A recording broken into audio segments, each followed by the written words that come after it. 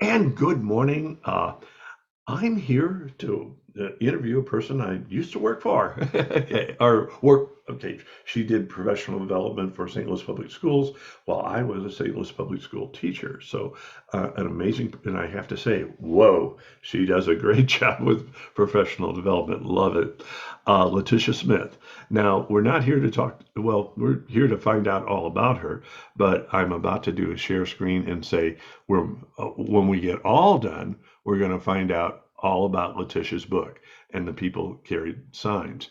And we're going to find out about some other things as well. So I've done way too much talking already. Let's see if I know how to stop my share uh, and get it started by saying, Latisha, it's all yours. Tell us about yourself and all the wonderful things you do with public. Well, tell us about yourself first, and we'll kind of take things from there. Great. Good morning. Good morning. And thank you, Dr. Bomarito, for having me on. It was absolutely a pleasure to get to work with you at St. Louis Public Schools. You've always been an advocate for children, an advocate for reading, an advocate for professional learning. And so that just makes my job easier. I love doing what I do around professional learning. I think it was the thing that changed my mindset and my trajectory as an educator myself. So strong professional development just makes us more effective and efficient to make sure that we're impacting scholars. And so at the end of the day, we want to make sure that our students are learning, and being effective and efficient in what we do allows us to make sure that we're impacting student achievement. So that is the goal of professional learning, and that's why I love what I do. But a little bit about me: I am first and foremost a mother. I have two teenage children. I tell people they keep me young. I don't know if they keep me young or they half bully me sometimes. I don't know. They're always correcting me and saying, are you going to wear that, and things like that. So it's a totally different life than when they were so young and little and I got hugs and kisses all day. So I'm adapting. So those out there with teenage kids know what I'm talking about. But I just love them dearly. They're very dynamic kids. I am an educator. I was one of those people who knew very early on that education was the route I wanted to take. So there was no second guessing for me when I went off to college and did my undergraduate studies in education. It was a trajectory I knew that I was going to be on and stay on, and I have not regretted that decision. So I just love all things about education. I love children. I love learning. I consider myself a lifetime learner. And so those are the things that I tend to immerse myself in.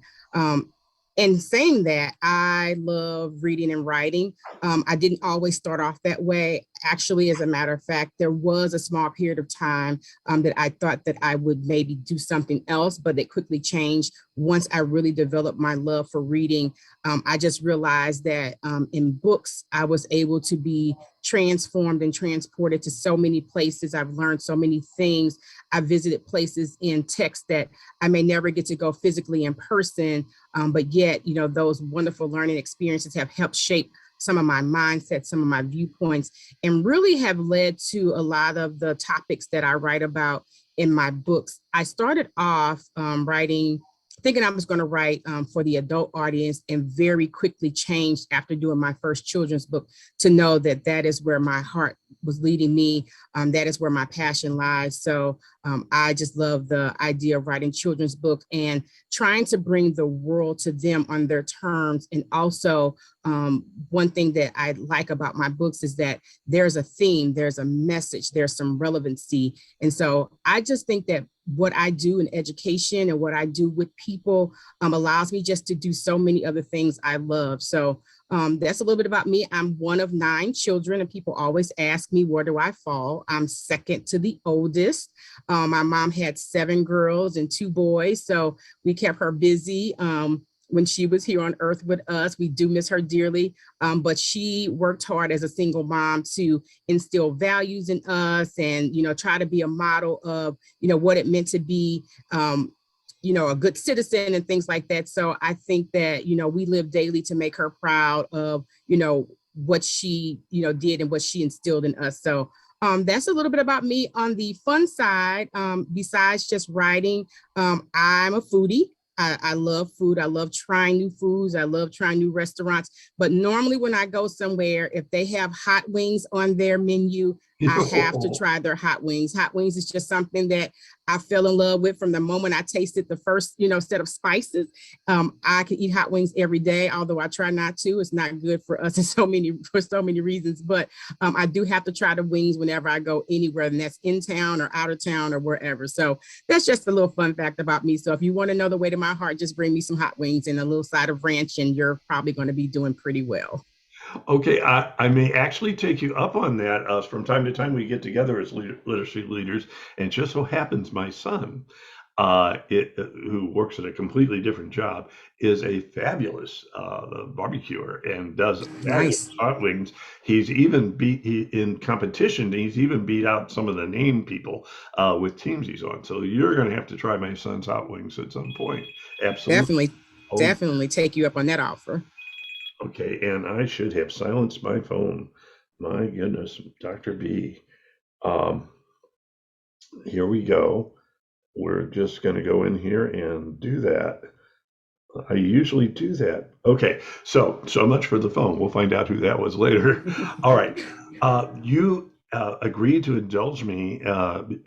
Full disclosure: I'm the past president of the International Literacy Association for Missouri, president of the International Literacy Association for St. Louis, and I work very closely with the St. Louis Black authors.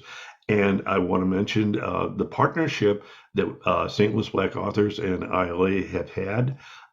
And we did a series, a speaker series. We'll make back in December.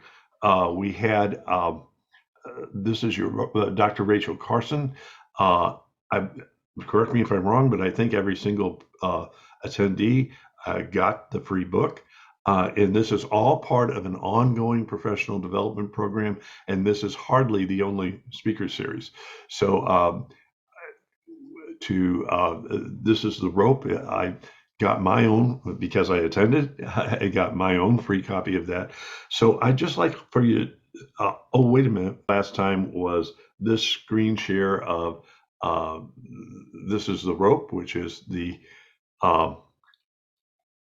person who did that, and now we're going to bring up the digital announcement and share the digital. Wait a minute. Share the digital announcement. Oh, folks, just believe me, there was a digital announcement back in December, and this is part of the speaker series, and I'm burning up your time. So I'm going to be quiet for a while and just let you tell us more about this partnership that we've had with St. Louis Black Authors and Missouri ILA and St. Louis ILA, headed up by the way, Julius Anthony, who's taking over Missouri ILA next year. So just tell us a little bit about that. Yes, very excited to talk about that for a few minutes. And you talked about taking up my space. You're not taking up my space. It's all about partnering. And what we have been able to do with the support of ILA and in partnership with the St. Louis Black Authors is partner with teachers. I feel that good, effective teachers either have a strong library themselves, a strong professional library, or have access to a strong professional library. And sometimes that text and those nuggets that we're able to get from various authors is just the thing that we need to help us find those strategies or that next step that we need when working with our children. So in this partnership, we've been able to do that. Some teachers have been able to attend these various events and build their professional library. We have benefited from books and great speakers from Goldie Muhammad, from Stephen Peters. And so it's just opened up the opportunities. The teachers love getting their own, set of books and seeing that their shelves are starting to build and grow just by being able to participate. Also, something that the district did was also purchase a number of memberships for teachers so that they were able to engage in these opportunities and resources and become a member of the St. Louis section of the ILA at not a cost to themselves. So we were excited to be able to do that. So just through this partnership, we've also been able to provide some effective professional development for teachers. Even Mr. Julius Anthony himself has come on a number of occasions and provided professional development to our teachers. and they just love him. So, and he's even he worked with our volunteer coordinator to talk to a group of students. So he's just been very visible, and he's been very active in bringing just those experiences, those resources, those opportunities. And the teachers are really enjoying their membership as members of ILA, and being able to tap into, just the brain trust that is those of us who love and advocate on behalf of literacy. So I'm just glad and just interested in seeing how we can further develop and how this will grow. I know that Julius is probably sitting somewhere already thinking about, when he takes over his post next year, some additional things that he wants to do in ways that he can grow and utilize St. Louis Public. And we're definitely interested in ways that we can support and be supported by these two great organizations that have already partnered to support us in the things that we're doing now.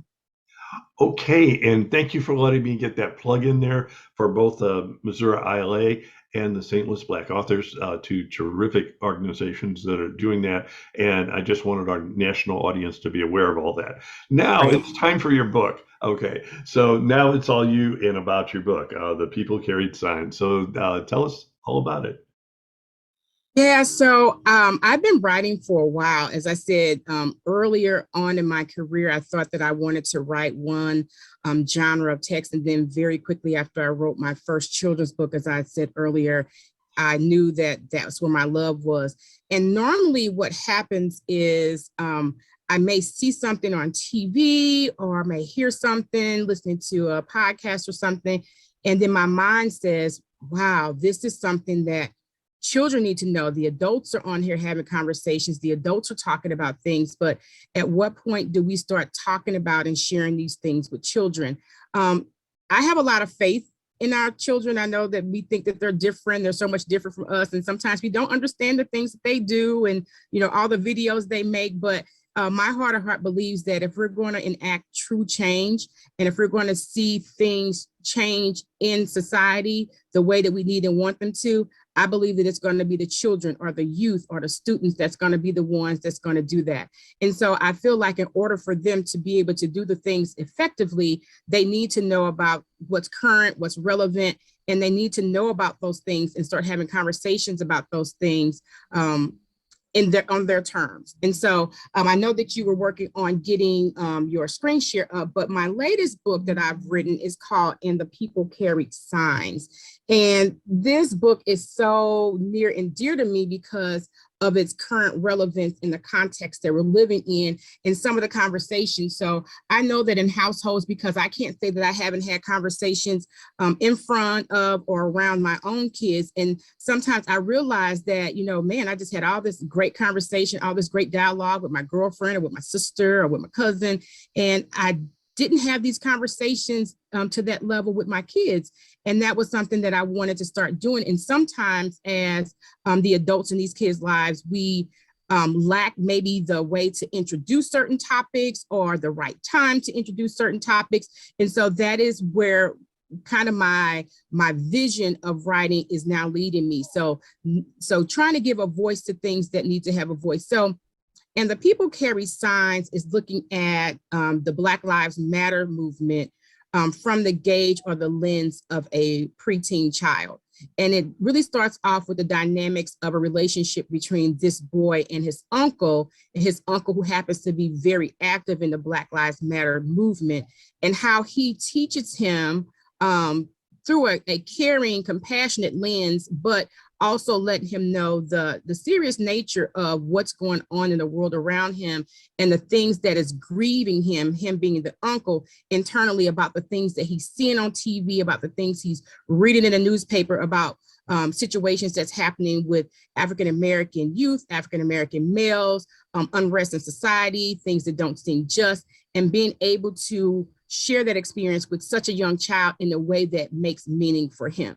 So, like I said, I'm just super excited about this book. It's not something that, I'm trying to have on the banned books list at some point, because I really think it does take a very soft introduction into something that is really surrounded by such hard conversations in society, but again, puts it on a level that children are able to digest and really start to think about as being people that's going to be the ones that's going to start making these changes and these decisions and advocating for the things that we want to see in a true, just, equal society that most of us hope to live in ourselves and be able to raise our children and grandchildren in someday. Okay, and I just have to say, yes, that's exactly what it does. And there it is again. But actually, if you wanted to hold up your copy too, maybe everybody can both. Hey, it's the same copy, and this is a great book. So there'll Yes. be a link to this book and any other children's books you may have written.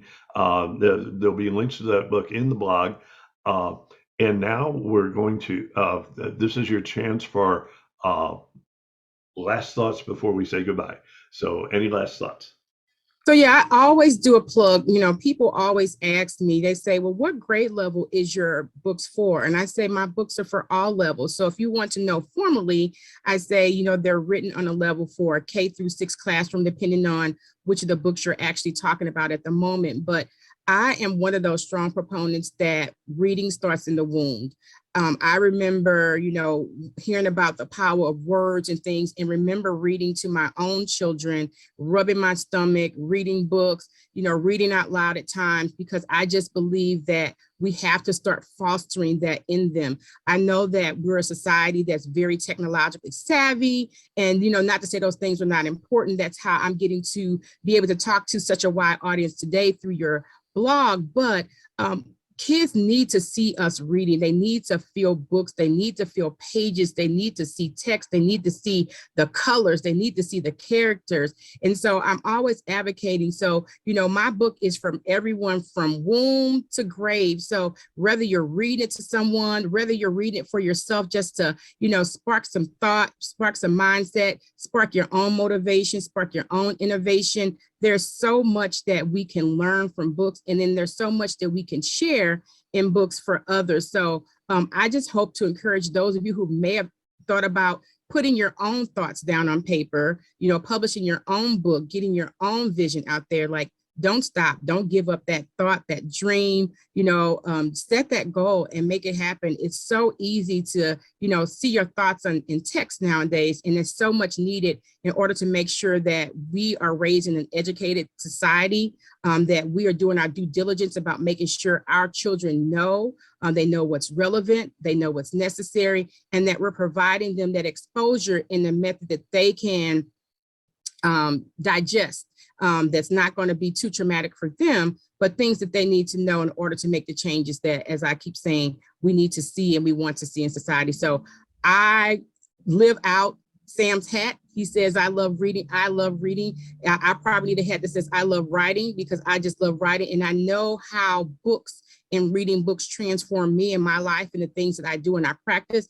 And so I hope that you're providing those same experiences for you and for every child whose life you touch. There is great power in words, and I just feel like we don't share them enough.